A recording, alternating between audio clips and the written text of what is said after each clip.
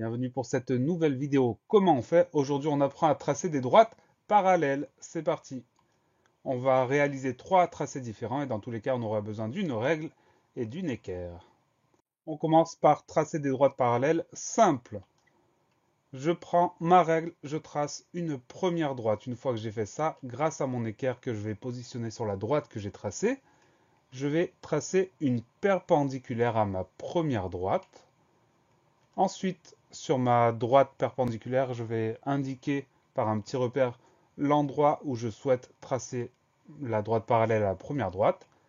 Je prends mon équerre, je la plaque sur la deuxième droite et je trace une nouvelle perpendiculaire.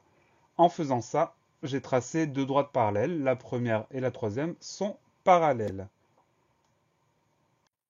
Autre tracé, on va voir comment tracer une droite parallèle avec un écart demandé. Ça veut dire qu'au départ, j'ai déjà une première droite et je veux tracer une droite parallèle à cette droite avec un écart de 5 cm.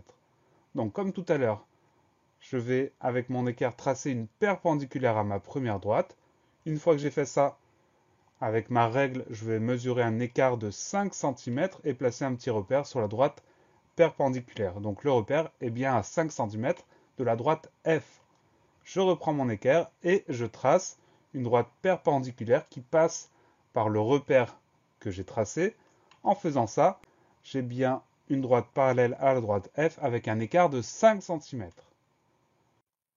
Dernier tracé que nous allons faire ensemble, une droite parallèle passant par un point.